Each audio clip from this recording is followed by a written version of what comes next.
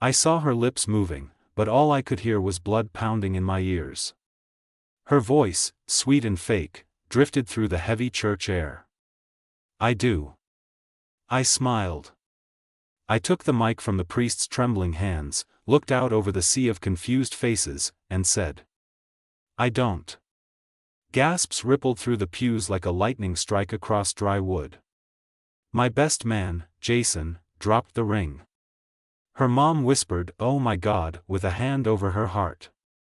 And her, Ashley, my bride, my supposed everything, stood there in her $1,000 white dress, jaw slowly unhinging. But I wasn't done. I turned, pointed at my dad, and said, "My wife slept with my father the night before this wedding." I knew. I've known. And I still walked down this aisle to expose both of you in front of everyone.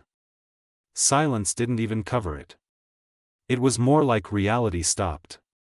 Ashley blinked like someone had unplugged her brain. My dad looked like he swallowed a brick. My mom's scream came from the second row and echoed off the cathedral ceiling like it belonged in a horror movie. I didn't flinch. You see, the thing about betrayal is, it doesn't kill you instantly. No. It drips poison into your blood, slow and silent, until one day you wake up and realize, you're not even you anymore. And I had drowned in it for weeks before this day. Faking smiles. Acting like I didn't know. While she kissed me with the same mouth she used to whisper filth into my father's ear. While he gave me that proud father look across dinner tables. But this? This was the resurrection. Ashley tried to speak. "You're crazy, what the hell are you even saying?" Her mascara started to crack under the heat of panic. She looked left and right, trying to laugh it off, but the tremble in her voice gave her away. "Tell them, John," she shouted at my dad. "Tell them he's making this up." John just stared at the ground. Stiff. Useless. Just like he'd been my entire childhood.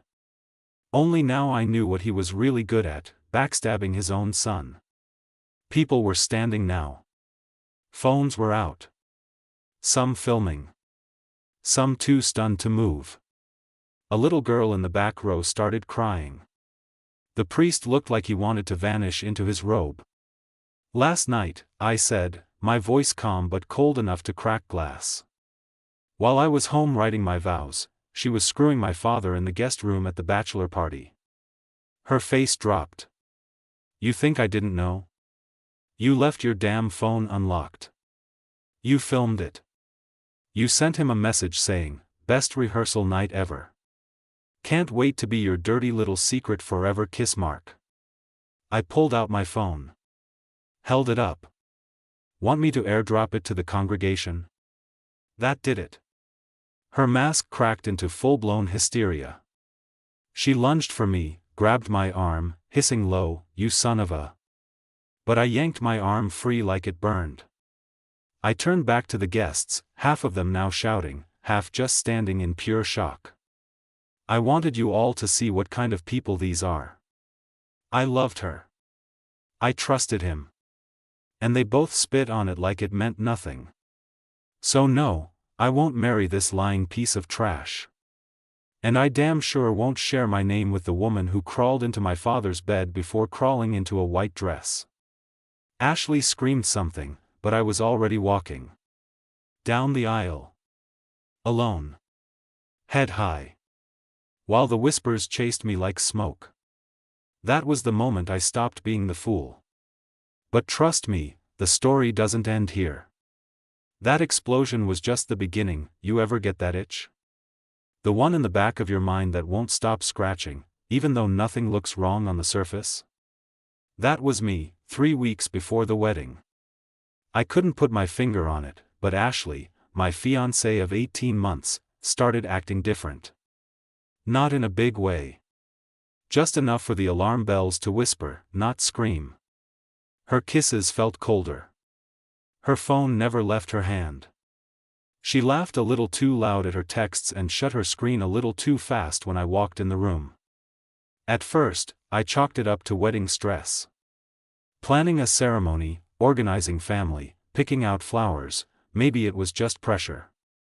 But something wasn't adding up. Then one night, I caught her texting at 2:13 a.m.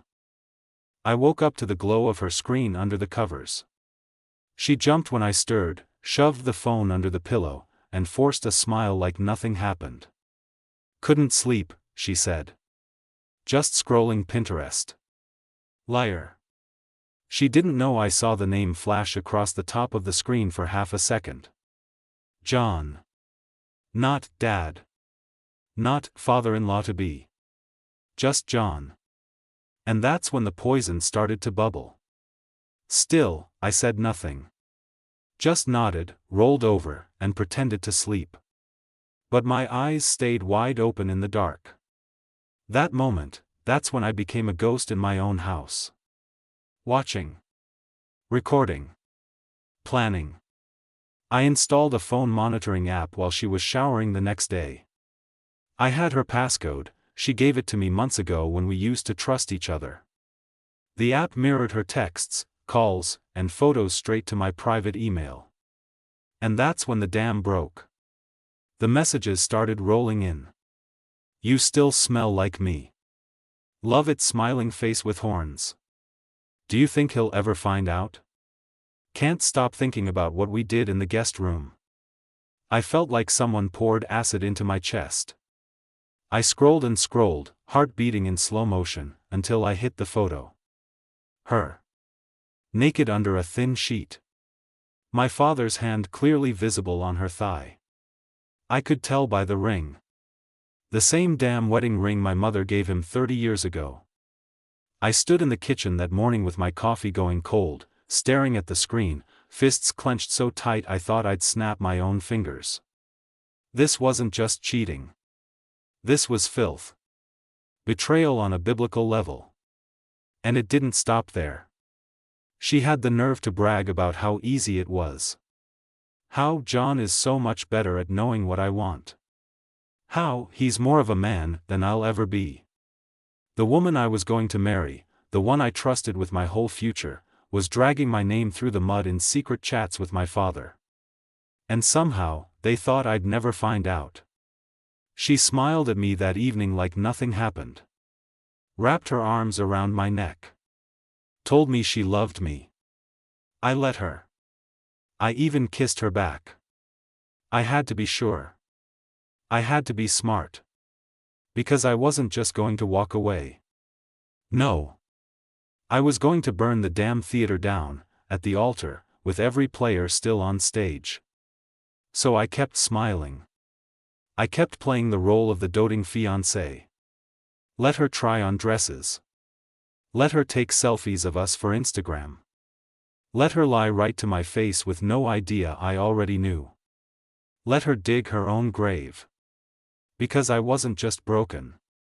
I was reborn. And vengeance? Vengeance was my new religion. I'll never forget the look in her eyes when I dropped the truth. Not at the altar, that came later. I mean the first time I actually confronted her. It was a Wednesday night. Storm outside, heavy rain hammering the windows. Fitting, I guess. She was sitting on the couch, painting her nails some tacky neon color, legs tucked under her like she didn't have the guilt of the world rotting inside her. I walked in, calm. Too calm. I think she felt it. Her eyes flicked up, just for a second. Maybe she sensed the shift in the air. She smiled. "Hey, babe. You okay?" I didn't answer. Just dropped my phone onto the coffee table in front of her. Unlocked. Wide open. Screen lit with her messages to him. Her eyes narrowed. Lips parted. "Go ahead," I said. "Read them out loud. I'd love to hear your performance." She didn't move at first. She just stared at the screen like it might bite her. So I did it for her. Last night was everything. I needed that. Can't stop thinking about your hands all over me. Her jaw twitched. He's so clueless. I'm gonna marry him and keep you on the side forever, face blowing a kiss. I let it hang in the air like the smell of something dead. Then I asked, voice low, shaking. How long, Ashley? How long have you been sleeping with my father? Silence. Not even a fake gasp. Not a tear. Just that same cold, calculating brain ticking behind her eyes. She stood slowly, smoothing her dress down like it mattered. Then she laughed. Actually laughed. You're overreacting, she said. Overreacting. Like I just caught her stealing fries off my plate, not wrecking my FNG life. I couldn't believe it. She had the audacity to smirk. I mean, technically it only happened once, she said, waving her hand like she was describing a weather forecast.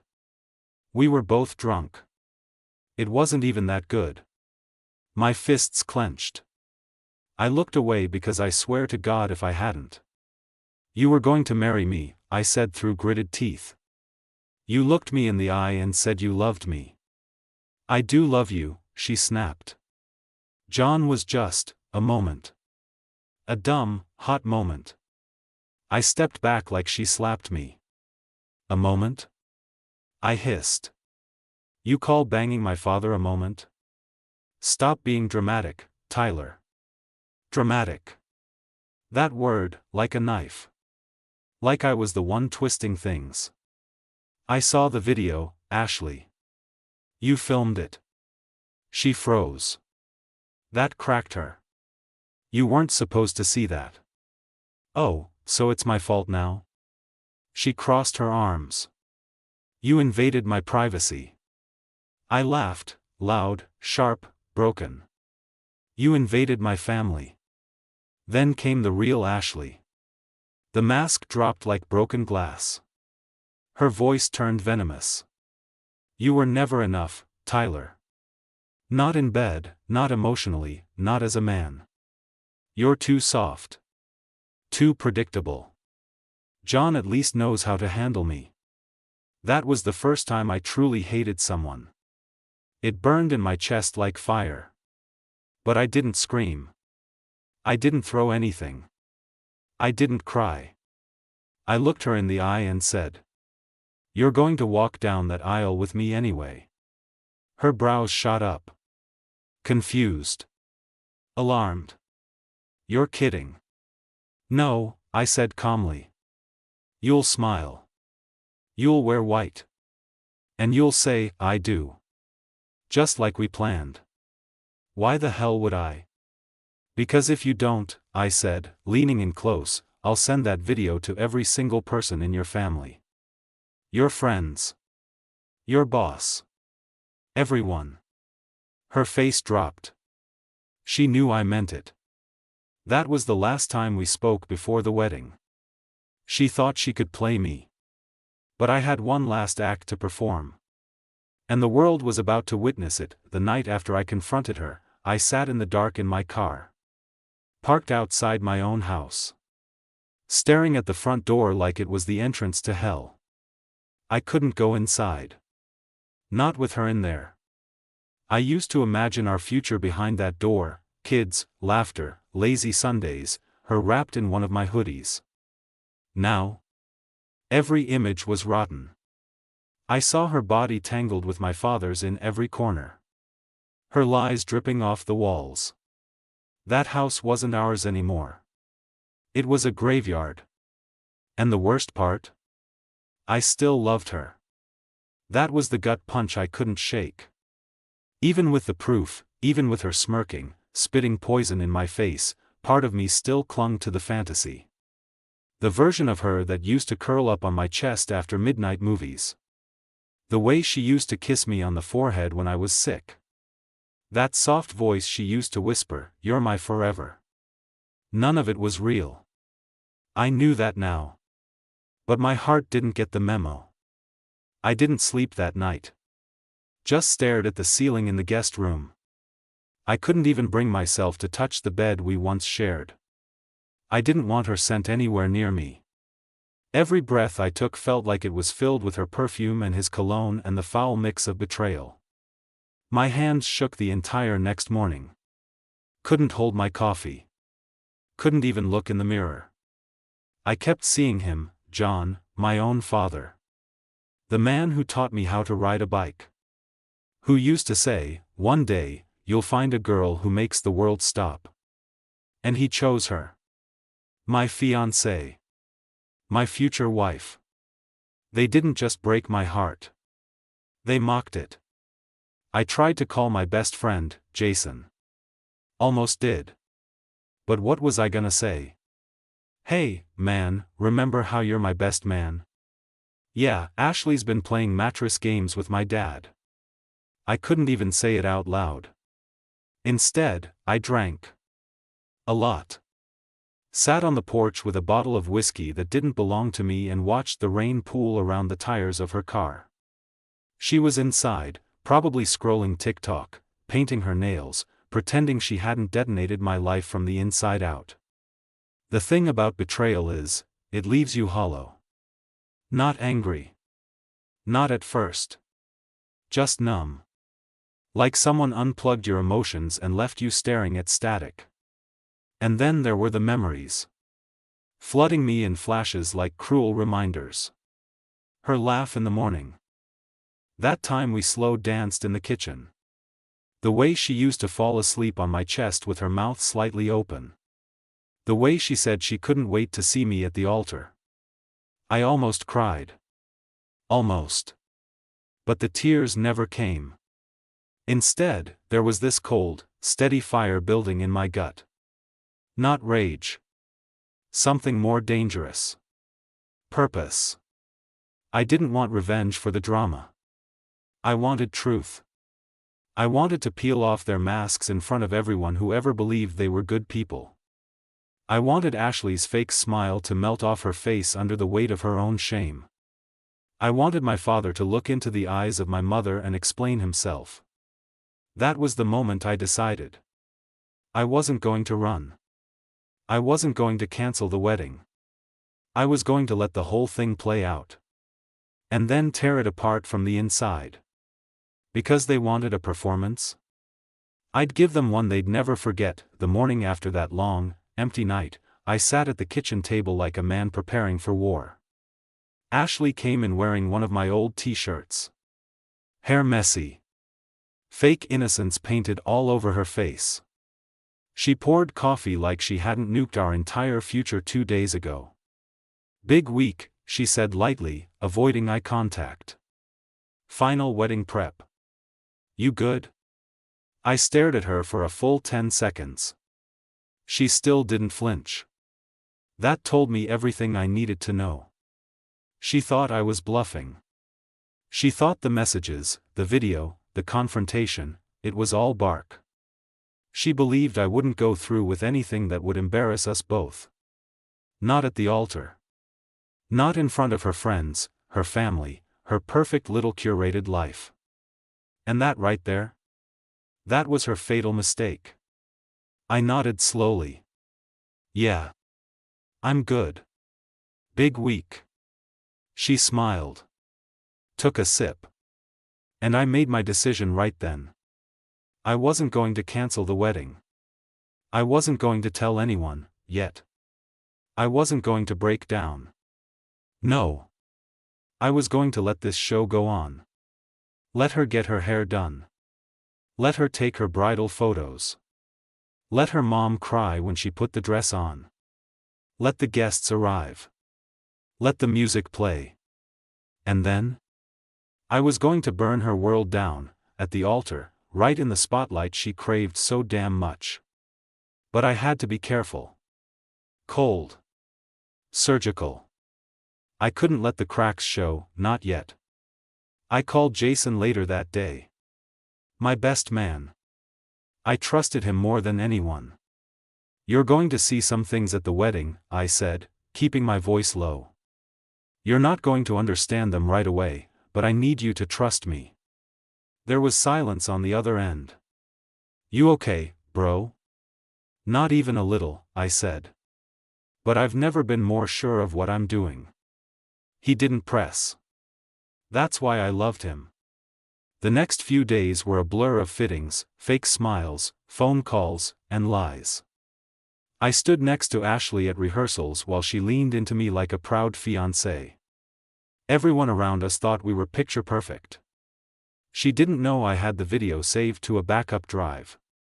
She didn't know I printed out screenshots of every message she sent to my dad. She didn't know I wrote a speech. A real one. Not the one with vows and love stories. The one with blood and betrayal and a truth so sharp it would leave scars. Every night that week, I looked in the mirror and practiced. My name is Tyler Mason. And the woman standing next to me isn't who you think she is. I'd whisper it like a prayer. A mantra. Some nights, I'd picture backing out. Just walking away quietly. Starting over. But then I'd remember the sound of her laugh when I confronted her. The way she called me soft. The way she told me John knew how to handle her. And I'd find my fire again. See, this wasn't just about revenge. It was about reclaiming my life. My dignity. The man I used to be before her lies infected everything. I made peace with it. The wedding would happen. She'd walk down the aisle, dressed in white, pretending to be pure. I'd stand at the altar, dressed in black, carrying the truth like a blade. And when the priest said, "Do you take this woman?" I'd finally take back control. Not with violence. Not with screams. With truth. Because sometimes, the cleanest kill is the one made in front of an audience. The cathedral was glowing. Sunlight poured through the stained glass windows, casting ribbons of gold and red across the aisle. Candles flickered. The organ hummed low, like the opening of an opera. Rows of people sat neatly dressed in silence, holding their breath, waiting for the moment. It was beautiful. Almost holy.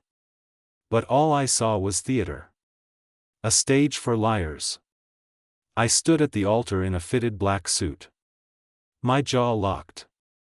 My heart a wrecking ball inside my chest. Jason stood to my right, shifting uncomfortably. He still didn't know what was about to happen, but he trusted me, and that was enough. Then the music shifted. Heads turned. Phones came out. The doors opened. And there she was. Ashley. She looked like a goddess dipped in silk, veil trailing, bouquet in hand, that same perfect fake smile spread across her face. Her dress sparkled like sin. Everyone gasped at how stunning she was. I wanted to vomit. My father sat in the third row, arms folded. He didn't look at me. Couldn't.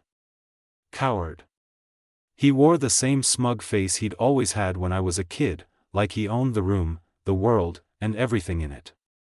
Ashley walked toward me slowly, dramatically, savoring every second of attention. She thought she had won. That I was too weak to do anything. But I didn't blink. I let her get all the way to the altar. Let her take my hand. Let the priest begin. He smiled. Dearly beloved, we are gathered here today. I wasn't listening. My heartbeat drowned out the world. And now, the priest said, if the bride and groom have prepared personal vows. She turned to me first. The crowd was quiet. A bird could have landed on the marble floor and we'd all have heard it. Ashley smiled at me with that practiced glow. Tyler, from the moment I met you, I knew. I held up my hand. Stopped her. A ripple of awkward laughter echoed. People thought it was some romantic twist. But then I turned to the priest. I'm sorry, I said. There's something I need to say before we go any further. Jason looked at me. Eyes wide. Ashley blinked, confused. I've been living a lie, I said, turning to the guests. All of you came here today to celebrate love. Loyalty. Trust. But that's not what's happening here. The silence turned razor sharp. Ashley stepped closer. Tyler, what the hell are you doing? I'm doing what I should have done weeks ago. I pulled the microphone from the priest's stand. My hands didn't shake. Not anymore. I looked out at the sea of faces, my family, her family, old friends, co-workers, everyone. My name is Tyler Mason. And the woman standing next to me, Ashley, the woman I was about to marry, has been sleeping with my father. There was no gasp. Not at first. Just paralysis. Then it came. The rush of whispers. The phones dropping. Someone in the back muttered, "What the F?" Ashley's smile melted. Her eyes widened. "You're insane. He's lying." I didn't flinch. I pulled a folded paper from my pocket and opened it. These are screenshots of their messages. These are the dates. The hotel names. The pictures. I raised my voice. The night before this wedding, while I was home writing my vows, she was in a hotel room with my father. Now the explosion happened. Her mom stood up and screamed, "Ashley?" My mother turned to my father with tears pouring down her face. Ashley tried to grab the mic, but I stepped away from her. She was shaking now. Her mask was gone. I turned back to the priest. "Calm. I don't." And with that, I handed him the mic, turned around, and walked out of the church. No screaming. No chaos. Just truth. And the echo of 1,000 lies collapsing behind me, the echo of the church doors slamming behind me felt louder than the explosion inside. I stepped out into the sunlight like a man emerging from a fire. Everything was too bright, too sharp, too quiet. The world kept turning, but my mind, it was still stuck in that cathedral. Frozen in the chaos I left behind. But I didn't look back. Not once. I kept walking. Down the steps. Past the shocked guests standing outside, phone still in hand, mouth still open. Past my aunt whispering, "Oh my God," and my cousin muttering, "What just happened?" I walked straight to my car. Got in, and drove. No plan. No destination. Just wheels spinning and fury cooling into something far more dangerous, clarity. I didn't cry. I didn't scream. I didn't punch the steering wheel like in movies. I felt empty. Like someone had scooped everything out of me and left a hollow, silent shell behind. The kind of silence that doesn't go away. I ended up in a motel 2 towns over. Small place, smelled like dust and cheap soap. But it was quiet. I dropped my suit on the floor, sat on the bed in just my undershirt and slacks, and stared at the wall for hours. I didn't sleep. Just let everything swirl in my head on repeat. Ashley's voice. My dad's ring on her thigh. The whispers. The "I don't." I finally checked my phone around midnight. 47 missed calls. 89 texts. Most from Ashley. "You destroyed me. How could you do that in front of everyone? You're sick. You need help. Please call me. Let's fix this. You think you're the victim? You humiliated me." I deleted every single one. My dad texted once. "Call me when you're ready to talk." I blocked him. No hesitation. Jason had left a voicemail. I listened.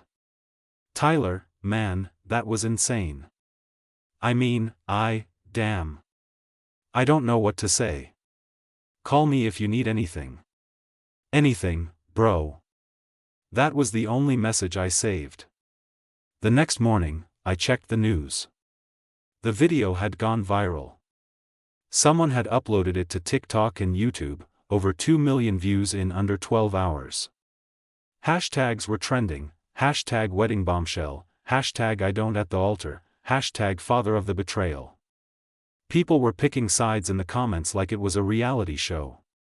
I didn't care. Let them talk. Let them meme. Let them rip it apart. They didn't know what it felt like to hand your heart to someone who stabbed it mid-hug. They didn't know the weight of watching two people you trusted most rip your soul in half and laugh while they did it. What hurt most wasn't even the betrayal. It was the ease of it. How effortlessly they lied. How I almost married it. By the third day, I finally called Jason back. He drove out to the motel with coffee, breakfast sandwiches, and a silence I appreciated. We sat on the hood of his car outside the parking lot. "You gonna be okay?" he asked. I shrugged. "Eventually." He nodded. "You did the right thing. You ended it like a damn movie, man." I didn't feel heroic. I didn't feel strong. I felt clean. For the first time in weeks, I wasn't choking on lies. I didn't know what came next. Therapy? A new city? Disappearing for a while? All I knew was I was done being a puppet in someone else's twisted game.